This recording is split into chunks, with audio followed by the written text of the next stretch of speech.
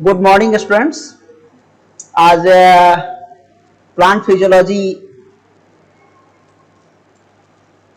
के अंदर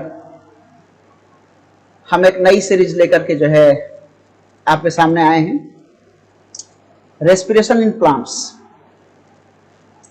respiration in plants जो सीरीज होगी, इसका जो पहला एपिसोड है वो है introduction of respiration in plants and glycolysis. तो इस पहले एपिसोड में हम बात करेंगे रेस्पिरेशन के बेसिक कॉन्सेप्ट के बारे में और ग्लाइकोलाइसिस इन प्लांट्स के बारे में। स्टार्ट करने के पहले एक बार फिर से हम आपको याद दिला दें कि आप वाटर बायोलॉजी 95 यूट्यूब चैनल पे आप हमें देख पा रहे हैं और आप इसे देखें, लाइक करें, शेयर करें, सब्सक्राइब करें, नोटिफिकेशन के बेल आइकन को टच करें जिससे कि आपको नोटिफिकेशन समय से मिलता रहे। इसके अलावा आप इस वीडियो को वर्ड ऑफ बायोलॉजी 95-elearn.blogspot.com पे भी देख सकते हैं, या जो है आप मेरे फेसबुक पेज www.facebook.com/rajivranjan1571978 पर भी देख सकते हैं। फेसबुक पेज का नाम भी वर्ड ऑफ बायोलॉजी 95 है। तो चलते हैं, स्टार्ट करते हैं हम अपने फर्स्ट एपिसोड को, जिसका नाम है रेस्पिरेशन इन प्लांट्स। तो रेस्पिरेशन इन प्लांट्स में हम बेसिकली जो है जानने की कोशिश करेंगे कि रेस्पिरेशन जो है क्या होता है, कैसे होता है। पहली बात तो ये है कि यहाँ आपके स्क्रीन पे जो सेलुलर रेस्पिरेशन दिखाई दे रहा है, सेलुलर रेस्पिरेशन तक आने के पहले हम कुछ चीजें जो है आपके बारे में आपको बताना चाहते हैं। पर रेस्पिरेशन जो है वो एक फिजियोलॉजिकल प्रोसेस है जिसमें ऑर्गेनिज्म जो है फूड को ऑक्सीडेटिव ब्रेकडाउन के थ्रू एनर्जी प्रोड्यूस करते हैं। फूड को ऑक्सीडेटिव ब्रेकडाउन करते हैं और फूड के जो ऑक्सीडेटिव ब्रेकडाउन से जो है एनर्जी प्रोड्यूस होती है और उस एनर्जी को यूटिलाइज करते हैं वो अपने लाइफ को सरवाइव करने के लिए। ये जो ऑक्सीडेटिव ब्रेकडाउन का प्रोसेस है ये सेल के अंदर होता है, that's why this is called cellular respiration. Plant respiration और एनिमल रेस्पिरेशन में जो डिफरेंसेस हैं वो डिफरेंसेस ये हैं कि एनिमल रेस्पिरेशन में सेलुलर रेस्पिरेशन के पहले सर्टेन स्टेप्स होते हैं, जैसे ब्रीथिंग है या गैसेस एक्सचेंज है, इसके अलावा ट्रांसपोर्टेशन ऑफ गैसेस है इनसाइड द बॉडी। ये सारी चीजें भी जो है वहां पे एडेड होती हैं एनिमल रेस्पिरेशन में या इवन ह्यूमन रेस्पिरेशन में। But in the plants since each and every cell is capable to exchange the gas from the atmosphere, that's why each and every cell performs cellular respiration directly. There is no any concept of transportation of gases। अगर हम देखें यहाँ पे cellular respiration में, तो cellular respiration जो होता है वो एक एंजाइमेटिक ऑक्सीडेटिव ब्रेकडाउन है ग्लूकोज का in the presence of oxygen to produce cellular energy in the form of ATP, adenosine triphosphate। यहाँ पे एक चीज और भी हम जान लें कि रेस्पिरेशन जो है वो दो तरह का होता है, anaerobic respiration and aerobic respiration. Anaerobic respiration जो होता है वो इन द एब्सेंस ऑफ ऑक्सीजन होता है, वहां पे एटीपी प्रोडक्शन काफी कम हो जाता है। वहां पे जो ऑक्सीडेटिव ब्रेकडाउन होता है वो कंप्लीट ब्रेकडाउन नहीं होता, कंप्लीट ऑक्सीडेशन नहीं होता, बल्कि एक पार्शियल ऑक्सीडेशन होता है फूड का, जिसमें only 2 ATP molecules are produced during the partial oxidation of glucose in the absence of oxygen। Cellular respiration में जो चाहे वो एनारोबिक रेस्पिरेशन हो चाहे एरोबिक रेस्पिरेशन हो, कुछ पार्ट्स जो होते हैं, कुछ स्टेप्स जो होते हैं कॉमन होते हैं और कुछ स्टेप्स जो है दोनों में अलग अलग होते हैं, जिसको अभी हम आगे चल करके देखेंगे। फिलहाल अगर हम यहाँ देखें तो आप यहाँ देख रहे हैं कि जो हमारा इक्वेशन दिखाई दे रहा है, उस इक्वेशन को अगर हम देखें तो ये है हमारा equation C6H12O6 plus CO6O2 that gives 6CO2 plus 6H2O plus 38 ATP। ये 38 ATP जो है वो सेलुलर रेस्पिरेशन में प्रोड्यूस होता है when the respiration is done in the presence of oxygen। और अगर ये ऑक्सीजन के एब्सेंस में होता है तो उस कंडीशन में ओनली 2 ATP जो है प्रोड्यूस होता है, उसकी बात हम बाद में करेंगे। तो ये जो है सेलुलर रेस्पिरेशन में एरोबिक रेस्पिरेशन का जो केमिकल इक्वेशन है, जिसे कि आप यहाँ पे देख पा रहे हैं। लुक हियर, ये एक सेलुलर रेस्पिरेशन का जो है फ्लो चार्ट है, जिसको हम समझने की कोशिश करते हैं कि ये फ्लो चार्ट है क्या। Here glucose, that is a respiratory substrate of the body, चाहे वो प्लांट हो चाहे वो एनिमल हो, जो मेन रेस्पिरेटरी सबस्ट्रेट होता है वो ग्लूकोज होता है। In the absence of glucose, या अगर ग्लूकोज अवेलेबल नहीं है, कार्बोहाइड्रेट अवेलेबल नहीं है, तो दूसरे जो न्यूट्रिएंट्स हैं उनको जो है फर्दर जो है कार्बोहाइड्रेट में कन्वर्ट किया जाता है। तो इन द साइटोसॉल और साइटोप्लाज्म, ये आप देख पा रहे हो कि ये जो है हमारा माइटोकॉन्ड्रिया है, और माइटोकॉन्ड्रिया के बाहर ये जो लाइट कलर जो बैकग्राउंड दिखाई दे रहा है, ये लाइट कलर बैकग्राउंड जो है वो साइटोप्लाज्म में साइटोसॉल के लिए दिखाई दे रहा है। तो इन द साइटोप्लाज्म जो पहला स्टेप होता है वो स्टेप होता है हमारा ग्लाइकोलाइसिस का, जिसमें ग्लूकोज को जो है पायरुविक एसिड में कन्वर्ट कर दिया जाता है। Glucose is converted to pyruvic acid. यहाँ पे आप ये जान लो कि ग्लूकोज जो है 6 कार्बन कंपाउंड है, while pyruvic acid is 3 carbon compound. तो ग्लूकोज को जो है पायरुविक एसिड में कन्वर्ट किया जाता है ग्लाइकोलाइसिस के थ्रू, ये साइटोप्लाज्म में होता है। यहाँ पे आपको एक बात और भी बता दें कि चाहे एरोबिक रेस्पिरेशन हो चाहे वो एनारोबिक रेस्पिरेशन हो, इन दोनों में ग्लाइकोलाइसिस जो है कॉमन होता है। यानी ग्लाइकोलाइसिस जो है वो कॉमन पार्ट है, कॉमन स्टेप है रेस्पिरेशन का, चाहे वो नॉन एनारोबिक रेस्पिरेशन हो रहा हो चाहे वो एरोबिक रेस्पिरेशन हो रहा हो। चूंकि हमारा ये टॉपिक जो है या हमारा ये जो सीरीज जो है वो रेस्पिरेशन इन प्लांट्स का है, सो एनारोबिक रेस्पिरेशन पढ़ने का जो है यहाँ पे हमारा कोई जो है रिलेवेंसी नहीं है। तो एनारोबिक रेस्पिरेशन पे अभी हम यहाँ पे फोकस नहीं करेंगे, बल्कि एनारोबिक रेस्पिरेशन को हम आगे चल करके किसी दूसरे एपिसोड में या किसी दूसरे जो है वीडियो में डिस्कस करेंगे कि एनारोबिक रेस्पिरेशन क्या होता है। अभी चूंकि हम रेस्पिरेशन इन प्लांट्स पढ़ रहे हैं, इसलिए हमें केवल और केवल एरोबिक रेस्पिरेशन को ही देखना है। और एरोबिक रेस्पिरेशन में पहला स्टेप है हमारा ग्लाइकोलाइसिस, और ग्लाइकोलाइसिस में जो है ग्लूकोज जो है वो पायरुविक एसिड में कन्वर्ट हो रहा है, और site of this stage is cytosol और साइटोप्लाज्म। फर्दर ये पायरुवेट जो है वो इंटर कर जाता है माइटोकॉन्ड्रिया के अंदर। कैसे इंटर करता है इस चीज के बारे में जो है हम आगे चल करके देखेंगे। और माइटोकॉन्ड्रिया के अंदर जो है अगला स्टेप होता है, उसे हम बोलते हैं क्रेब्स साइकिल। हालांकि यहाँ पे पायरुवेट से जो है माइटोकॉन्ड्रिया में एंट्री जो होती है, यहाँ पर भी एक केमिकल रिएक्शन होता है जिसे हम गेटवे रिएक्शन या लिंक रिएक्शन के नाम से जानते हैं। इसको भी हम देखेंगे, that will be the second step of the cellular respiration. And now third है क्रेब साइकिल या क्रेब हैंसलेट साइकिल। ये जो साइकिल है ये माइटोकॉन्ड्रिया के अंदर होता है, ठीक है। यहाँ पे थोड़ा सा हम एरोबिक और एनारोबिक में चूंकि डिफरेंस बताते चल रहे हैं, भले ही हम रेस्पिरेशन इन प्लांट्स पढ़ रहे हैं, फिर भी थोड़ा सा हम बताते चल रहे हैं। तो ये आप जान लो कि चूंकि एनारोबिक रेस्पिरेशन जो होता है वो बैक्टीरिया में होता है, ईस्ट में होता है, या इस तरह के जो है सेल्स में होता है, तो वहां पे जो है ज्यादातर जो है सेल्स जो होते हैं they are not having mitochondria, ठीक है। तो वहां पे माइटोकॉन्ड्रिया के अंदर होने वाले सेलुलर रेस्पिरेशन के स्टेप्स नहीं होते, इसलिए जो है वहां पर जो है क्रेब साइकिल एनारोबिक रेस्पिरेशन में नहीं होता। तो एरोबिक रेस्पिरेशन में क्रेब साइकिल होता है और प्लांट्स में एरोबिक रेस्पिरेशन ही होता है, ये हम जानते हैं। इसलिए यहाँ पे हम देख रहे हैं कि जो थर्ड स्टेप है वो हमारा क्रेब साइकिल का है। और क्रेब साइकिल के बाद जो है फोर्थ स्टेप जो आता है वो आता है electron transport chain and oxidative phosphorylation, जिसके थ्रू फाइनली एटीपी प्रोड्यूस होता है। हालांकि एटीपी का प्रोडक्शन जो है वो ग्लाइकोलाइसिस के दौरान भी होता है, अभी हम अलग अलग देखेंगे। एटीपी का फॉर्मेशन जो है क्रेब साइकिल के दौरान भी होता है, और एटीपी का प्रोडक्शन जो है वो ऑक्सीडेटिव फास्फोराइलेशन के दौरान भी होता है। यहाँ पे जो है जब ग्लाइकोलाइसिस होता है वहां पर भी जो है सर्टेन इलेक्ट्रॉन कैरियर जो है NADH जो है प्रोड्यूस होता है, निकोटिनामाइड एडेनिन डाइहाइड्रोजन न्यूक्लियोटाइड जो है ये प्रोड्यूस होता है। क्रेब साइकिल के दौरान NADH और FADH2 प्रोड्यूस होता है। ये सारे NADH और FADH2 जो होते हैं वो फाइनली इलेक्ट्रॉन ट्रांसपोर्ट चेन में जाते हैं, और वहां इलेक्ट्रॉन ट्रांसपोर्ट चेन के थ्रू जब वो मूव करते हैं तो ऑक्सीडेटिव फास्फोराइलेशन होता है और एटीपी प्रोड्यूस होता है। यहीं पर जो है एक और प्रोसेस कंप्लीट होता है जिसे हम टर्मिनल ऑक्सीडेशन कहते हैं, जहां पे फाइनली ऑक्सीडेशन कंप्लीट होता है और उस टर्मिनल ऑक्सीडेशन के थ्रू वाटर का प्रोडक्शन।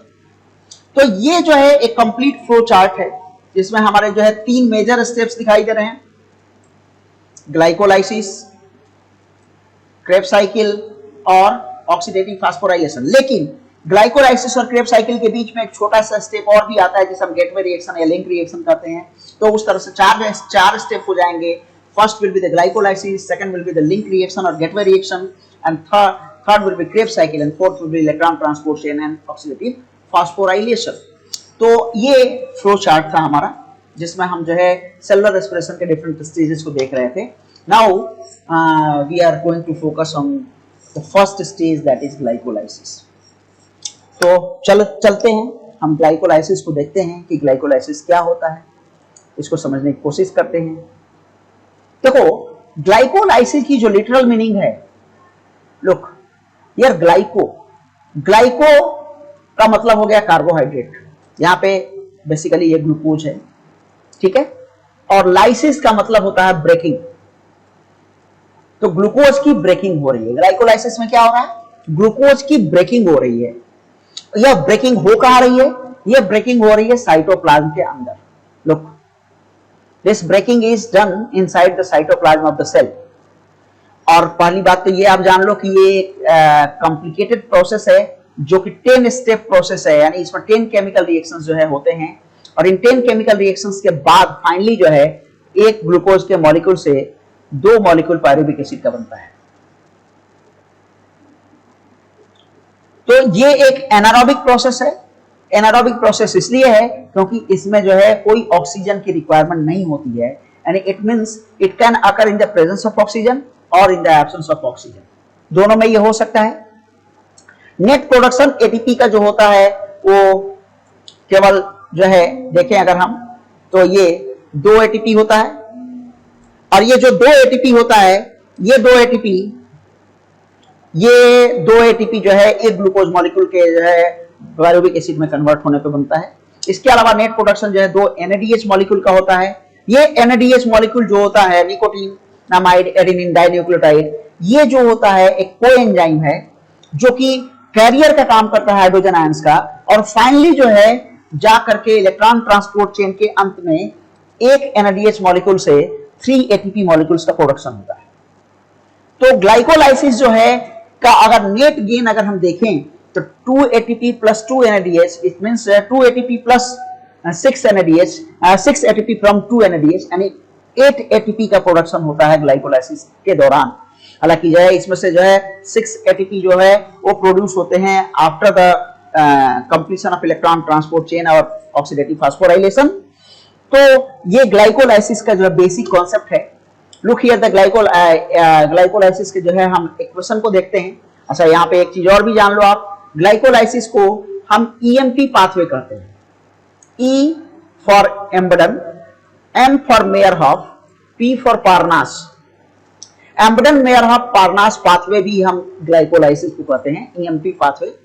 यहाँ पे देखो, ग्लूकोज का 1 मॉलिक्यूल जो है यूटिलाइज होता है, 2 मॉलिक्यूल्स इनऑर्गेनिक फॉस्फेट के यूटिलाइज होते हैं, 2 मॉलिक्यूल्स NAD प्लस यूटिलाइज होता है, 2 मॉलिक्यूल्स ADP यूटिलाइज होता है, और फाइनली बनता है 2 molecules of pyruvic acid, 2 molecules of ATP। ये ATP कैसे बनता है? ये जो 2 ADP है और 2 इनऑर्गेनिक फॉस्फेट, ये दोनों आपस में जुड़ जाते हैं by consuming the energy produced during the breaking of glucose, और ये 2 ATP बनता है। और मीनवाइल जो है जो हाइड्रोजन आयंस रिलीज होते हैं ब्रेकिंग के दौरान, वो हाइड्रोजन आयन जो है NAD प्लस के साथ जुड़ करके NADH प्लस 2H प्लस बनाते हैं। तो ये 2 मॉलिक्यूल्स NADH2, इसको हम NADH2 भी बोल सकते हैं या NADH प्लस 2H प्लस भी बोल सकते हैं। तो ये जो NADH प्लस H प्लस जो है या NADH2 जो है ये प्रोड्यूस होता है, जो कि इलेक्ट्रॉन ट्रांसपोर्ट चेन में चला जाएगा, और प्लस जो है H2O प्रोड्यूस होता है। तो इस प्रोसेस में, ग्लाइकोलाइसिस के कंप्लीट प्रोसेस में जो है 9 स्टेप प्रोसेस है, जिसमें 8 इंटरमीडिएट मॉलिक्यूल्स जो प्रोड्यूस होते हैं, ठीक है। और ये 8 इंटरमीडिएट प्रोड्यूस मॉलिक्यूल्स फाइनली जो है 2 ATP प्रोड्यूस करते हैं 1 ग्लूकोज प्रोड्यूस कंज्यूम करके, और जो है 2 पायरुविक एसिड मॉलिक्यूल्स जो है प्रोड्यूस होता है ग्लूकोज के 1 मॉलिक्यूल के कंज्यूम होने के बाद या 1 मॉलिक्यूल के ब्रेक होने के बाद। तो ये ग्लाइकोलाइसिस का केमिकल इक्वेशन था जो अभी हमने देखा। साइट ऑफ ग्लाइकोलाइसिस ऑलरेडी अभी हमने पीछे डिस्कस किया कि साइट ऑफ ग्लाइकोलाइसिस जो होता है वो कहां होता है? साइटोप्लाज्म के अंदर होता है, यानी आउटसाइड द माइटोकॉन्ड्रिया होता है। तो यहां पे देखो, ये ग्लूकोज है, इससे ये पायरुवेट बन रहा है, मीनवाइल यार ATP प्रोड्यूस हो रहा है, और मीनवाइल इधर NADH2 प्रोड्यूस हो रहा है, ठीक है। तो साइट की बात हो गई। अब हम आते हैं डिफरेंट स्टेप्स की। स्टेप्स को अगर हम देखें, इन्हीं स्टेप्स को जो है हमें ध्यान से देखना है, समझना है कि कैसे जो है होता है। यहां पर कई सारी चीजें दिखाई दे रही हैं आपको। एक तो जो है यहाँ लेफ्ट हैंड साइड जो हमारे पास जो है ये एरो दिए हुए हैं, इन एरो के लेफ्ट हैंड साइड ये जिनको हम घेर रहे हैं, these are the enzymes utilized during the reactions during the different steps. ये सारे एंजाइम्स हैं जिनको कि हमने घेरा है। यहां ये look here, this is the enzymes, ये भी एंजाइम है, ठीक है। यहां देखो फिर ये इधर राइट हैंड साइड जो है एंजाइम्स दिखाई दे रहे हैं, जिनको भी हम ग्रीन कलर से जो है इंसर्किल कर रहे हैं, दीज आर द एंजाइम्स, ताकि हमें समझने में आसानी रहे, हम आसानी से इसे समझ पाएं ये क्या होता है। तो ये सारे जो है एंजाइम्स हो गए जो हर स्टेप में हमें दिखाई दे रहे हैं। अब जो है हम कलर चेंज कर रहे हैं इंक का नोटिफिकेशन, ताकि जो है आपको अलग तरह से जो है समझ में आए, ठीक है। लुक, तो चलते हैं। ये the glucose that is single one molecule of glucose is converted to glucose six phosphate. अब चूंकि ग्लूकोज जो है वो 6-फॉस्फेट में कन्वर्ट हो रहा है, 6-फॉस्फेट का मतलब ये हुआ कि at the 6th carbon of glucose phosphate is getting attached. Now this phosphate is coming from the ATP, यानी यहां पे वन मॉलिक्यूल ऑफ एटीपी जो है कंज्यूम हो रहा है। ध्यान दो, अभी हम पीछे पढ़ रहे थे कि 2 एटीपी मॉलिक्यूल बन रहे हैं, लेकिन अभी हमने शुरुआत ही की एटीपी के कंजम्पशन से। तो अभी हम देखेंगे कि इस पूरे प्रोसेस में जो है 2 एटीपी कंज्यूम होते हैं और 4 एटीपी बनते हैं, तो नेट गेन जो है वो 2 एटीपी का हो जाता है, ठीक है। तो यहाँ पहला एटीपी जो है कंज्यूम हुआ इन the presence of manganese ion and the enzyme is hexokinase. Hexokinase is the enzyme, और in the presence of hexokinase enzyme and manganese ions, ATP is consumed by the glucose and this glucose is converted into glucose 6-phosphate by the process of phosphorylation। यहाँ पे phosphorylation हो रहा है glucose का और जो है ग्लूकोज 6-phosphate में कन्वर्ट कर जा रहा है। G6P भी इसे हम लिख सकते हैं।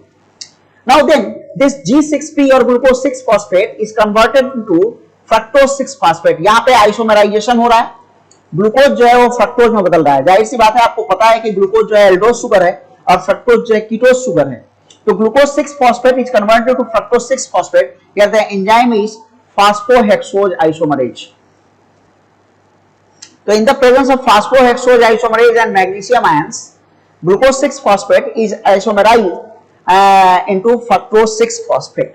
यानी उस ग्लूकोज का जो एल्डोज ग्रुप था, जो एल्डिहाइड ग्रुप था, वो कीटोन ग्रुप में जो है कन्वर्ट कर गया और वो फ्रक्टोज में कन्वर्ट कर गया, फ्रक्टोज 6-phosphate में कन्वर्ट कर गया।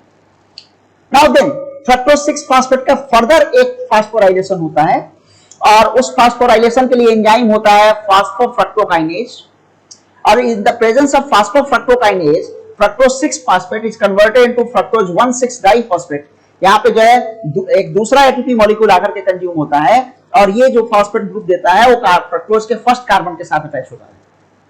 तो फ्रक्टोज के साथ 2 फॉस्फेट ग्रुप अटैच हो गए, फ्रक्टोज 1,6-डाइफॉस्फेट। इसके बाद जो है नेक्स्ट स्टेप आता है in the presence of aldolase enzyme. In the presence of aldolase enzyme splitting होती है। स्प्लिटिंग का मतलब क्या होता है? फ्रक्टोज 1,6-डाइफॉस्फेट जो है, चूंकि वो एक 6 कार्बन कंपाउंड है और ये जो 6 कार्बन कंपाउंड है fructose 1,6-डाइफॉस्फेट, it is broken down into 2 parts. The first part is dihydroxyacetone phosphate, DHAP, dihydroxyacetone phosphate। यहाँ पे phosphate is attached with the 3rd carbon and glyceraldehyde 3-phosphate, और दूसरा जो है पार्ट हमें मिला glyceraldehyde 3-phosphate। यानी यहाँ पे फ्रक्टोज 1,6-डाइफॉस्फेट जो क्या हुआ, स्प्लिट कर गया और स्प्लिट करने के बाद डाइहाइड्रोक्सीएसीटोन फॉस्फेट में और ग्लिसरॉल्डिहाइड 3-phosphate में जो है कन्वर्ट कर गया। यहाँ पे जो 2 फॉस्फेट ग्रुप फ्रक्टोज के फर्स्ट और 6 कार्बन के साथ थे, ये दोनों फॉस्फेट ग्रुप जो है एक एसीटोन डाइहाइड्रोक्सीएसीटोन के 3rd कार्बन के साथ और ग्लिसरॉल्डिहाइड के 3rd कार्बन के साथ जो है अटैच हो रहे हैं, ठीक है। तो ये डाइहाइड्रोक्सीएसीटोन फॉस्फेट जो है ये एक तरह का कीटोन है और ग्लिसरॉल्डिहाइड 3-phosphate ये एक तरह का जो है एल्डिहाइड है। तो इन दोनों के साथ जो है एक एक फॉस्फेट अटैच हो गया और ये जो है एक एक मॉलिक्यूल जो है दोनों के बन गए। ध्यान दीजिए आप यहाँ पे कि डाइहाइड्रोक्सीएसीटोन फॉस्फेट और ग्लिसरॉल्डिहाइड 3-phosphate ये दोनों आपस में इंटर कन्वर्टेबल हैं because both are isomer to each other. Dihydroxy acetone phosphate और ग्लिसरॉल्डिहाइड 3 फास्फेट, ये दोनों आपस में एक दूसरे के आइसोमर हैं, और in the presence of phosphotriose dihydroxy acetone phosphate is further converted to glyceraldehyde 3 phosphate. यहां पे आप ये भी जान लो कि ये सारे रिएक्शन जो है वो डुअल डायरेक्शनल रिएक्शन है, यानी रिवर्सिबल प्रोसेसेस हैं, यानी ये फॉरवर्ड डायरेक्शन में भी हो सकते हैं और बैकवर्ड डायरेक्शन में भी हो सकते हैं। तो DHAP जो है फाइनली जो है कन्वर्ट कर गया ग्लिसरॉल्डिहाइड 3 फास्फेट में, यानी एक तरह से फाइनली हमें फ्रक्टोज 1,6 डाइफॉस्फेट के एक मॉलिक्यूल से हमें 2 मॉलिक्यूल ग्लिसरॉल्डिहाइड 3 फास्फेट के मिल गए। क्यों मिल गए? क्योंकि ये डाइहाइड्रोक्सी एसीटोन फास्फेट भी हमारा कन्वर्ट कर गया ग्लिसरॉल्डिहाइड 3 फास्फेट में। तो finally from the 1 molecule of glucose we have obtain glyceraldehyde 3 phosphate 2 molecules. अब ये जो ग्लिसरॉल्डिहाइड 3 फास्फेट है, इसके जो 2 मॉलिक्यूल्स, अब यहां से ये 2-2 मॉलिक्यूल्स को लेकर के हम चलेंगे। यहां से जितना भी जो है ये रिएक्शन जो हम देख रहे हैं, स्टेप्स देख रहे हैं, वो 2 मॉलिक्यूल्स को लेकर चलेंगे क्योंकि 3 कार्बन कंपाउंड्स आ गए। This glyceroldiide 3 phosphate is further converted into 1,3-diphosphoglycerate. 1,3-diphosphoglycerate, यहां पर H3PO4 जो होता है यानी फास्फोरिक एसिड डायरेक्ट जो है इनऑर्गेनिक फॉस्फेट जो प्रोवाइड कराता है, यहां पर जो फॉस्फेट को प्रोवाइड कराने के लिए जो है वो PI जो है आ रहा है, ठीक है, H3PO4, ठीक है, और ये जो है 1,3-डाइफॉस्फोग्लिसरेट में जो है कन्वर्ट कर रहा है ट्रायोस फॉस्फेट डिहाइड्रोजिनेज के प्रेजेंस में। और चूंकि ये ग्लिसरॉल्डिहाइड एल्डिहाइड था और यहाँ पे ग्लिसरेट में बदल रहा है यानी ग्लिसरिक एसिड में कन्वर्ट कर रहा है, इसका मतलब ये हुआ कि यहाँ पर ऑक्सीडेशन हो रहा है। Aldehyde is converted to organic acid, तो ऑक्सीडेशन हो रहा है, और ऑक्सीडेशन तब होता है जब एल्डिहाइड से हाइड्रोजन रिलीज होता है, और वो जो हाइड्रोजन आयन रिलीज हो रहा है उस हाइड्रोजन आयन को NAD जो है वो एक्सेप्ट करके NADH2 में बदल दे रहा है, और this NADH2 will go to the ETS। ये कहां जाएगा? ये ETS इलेक्ट्रॉन ट्रांसपोर्ट सिस्टम या इलेक्ट्रॉन ट्रांसपोर्ट चेन में जाएगा। तो चूंकि यहां पे ग्लिसरॉल्डिहाइड 3 फास्फेट के 2 मॉलिक्यूल्स हैं, तो ग्लिसरॉल्डिहाइड 3 मॉलिक्यूल के 2 मॉलिक्यूल्स है, यहां पर ये 1,3-डाइफॉस्फोग्लिसरिक एसिड के भी 2 मॉलिक्यूल्स बनेंगे। यानी यहां पे चूंकि जो है 2 मॉलिक्यूल्स हैं, दोनों में एक फॉस्फेट है, यहां 2 मॉलिक्यूल्स हैं और एक ही मॉलिक्यूल में 2 फॉस्फेट है, तो जो 2 फॉस्फेट आ रहा है वो H3PO4 के थ्रू आ रहा है, फॉस्फोरिक एसिड के थ्रू आ रहा है, इनऑर्गेनिक फॉस्फेट। यहां कोई ATP कंज्यूम नहीं हो रहा है, और this NADH2 will go to the ETS electron transport chain. Now आगे बढ़ते हैं हम। अब जब हम आगे की तरफ देखते हैं तो this one three diphosphoglyceric acid is converted into three phosphoglycerate. ध्यान दो आप, यहां भी 2 मॉलिक्यूल होंगे, लेकिन यहां 2 फॉस्फेट ग्रुप अटैच थे एक मॉलिक्यूल के साथ, यहां पे एक ही फॉस्फेट ग्रुप अटैच है। इसका मतलब एक फॉस्फेट निकल रहा है, और ये फॉस्फेट जो बाहर निकल रहा है in the form of ATP बाहर आ रहा है। यार ADP is converted into ATP। अब ध्यान दो, चूंकि यहां 2 मॉलिक्यूल थे तो 2 ADP जो है वो 2 ATP में बदलेंगे। अब यहां अगर हम देखें तो पहले जो है यहां एक ATP जो है यूटिलाइज हुआ था, यहां एक ATP कंज्यूम हुआ था, जो 2 मॉलिक्यूल्स ATP कंज्यूम हुए थे ये दोनों यहां पे प्रोड्यूस हो गए, तो अभी तक नेट बैलेंस जो है हमारा ATP का क्या हो गया? 0। यानी जितना खर्च हुआ था उतना बन गया, उतना कंज्यूम जो है प्रोड्यूस हो गया, तो नेट जो है गेन 0 है ATP का अभी तक। आगे और देखेंगे कि ATP प्रोड्यूस होगा। तो 2 molecules of three phosphoglycerate is further converted into two phosphoglycerate. यहां म्यूटेशन हो रहा है, एक तरह का आइसोमराइजेशन ही है, पोजीशन आइसोमराइजेशन कहेंगे हम। यहां पे 3rd कार्बन के साथ फॉस्फेट ग्रुप जुड़ा था, यहां पे 2 कार्बन के साथ फॉस्फेट ग्रुप जुड़ रहा है in the presence of phosphoglyceromutase. Phosphoglyceromutase enzyme के प्रेजेंस में 3-फास्फोग्लिसरेट या three phosphoglyceric acid is converted into two phosphoglyceric acid. सिर्फ और सिर्फ जो फॉस्फेट ग्रुप ने अपना जो है पोजीशन चेंज किया। Now after that this two phosphoglyceric acid और two phosphoglycerate is converted into phosphoenol pyruvate. Phosphoenol pyruvic acid में कन्वर्ट कर रहा है in the presence of enzyme enolase. In the presence of enzyme enolase, और इनोलेज के presence में जो है फास्फोग्लिसरेट जो है वो चेंज कर गया फास्फोइनॉल पायरुविक एसिड में, और इस प्रोसेस में H2O प्रोड्यूस होता है, और ये प्रोसेस जो होता है मैग्नीशियम आयन के प्रेजेंस में होता है। फास्फोइनॉल पायरुविक एसिड हमारा बना, और this phosphoenol pyruvic acid is further converted into 2 molecule. यहां भी 2 मॉलिक्यूल सही है, is converted into 2 molecules of pyruvic acid. In the presence of enzyme pyruvate kinase, magnesium ion and potassium ion.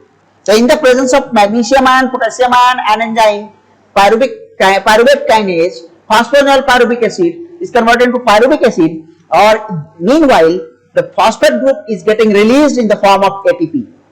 तो चूंकि दो मॉलिक्यूल यहाँ फॉस्फेनॉल पायरुवेट का है, तो 2 एटीपी यहाँ पे आया और 2 एटीपी यहाँ बना, तो पहले जो है एटीपी का जो नेट गेन था वो 0 हो गया था, क्योंकि 2 जो है यूटिलाइज हुए थे और 2 जो है प्रोड्यूस हुए थे, लेकिन यहाँ पे फिर से 2 एटीपी प्रोड्यूस हो रहे हैं. This production of ATP is the net gain of ATP during the process of glycolysis. तो इस प्रोसेस के दौरान हमने देखा कि जो है 2 मॉलिक्यूल NADH2 के बन रहे हैं जो कि इलेक्ट्रॉन ट्रांसपोर्ट चेन में जा रहे हैं, और 2 मॉलिक्यूल्स एटीपी के जो है नेट गेन हो रहे हैं. ऐसा तो 4 मॉलिक्यूल्स ऑफ एटीपी प्रोड्यूस हो रहे हैं और 2 मॉलिक्यूल जो है एटीपी के जो है कंज्यूम हो रहे हैं. तो नेट गेन जो है एटीपी का क्या हो रहा है, 2 मॉलिक्यूल्स का हो रहा है. तो ये था हमारा ग्लाइकोलाइसिस. इसी चीज को यहाँ पे दूसरे जो है तरीके से दिखाया गया है, और यहाँ पर भी वैसे ही दूसरे तरीके से दिखाया गया है. हमने चूंकि पहले वाले जो है फ्लो चार्ट के अकॉर्डिंग आपको समझा दिया है, तो इन दोनों जो है स्लाइड्स की जो है का कोई खास इंपॉर्टेंस नहीं रह जाता.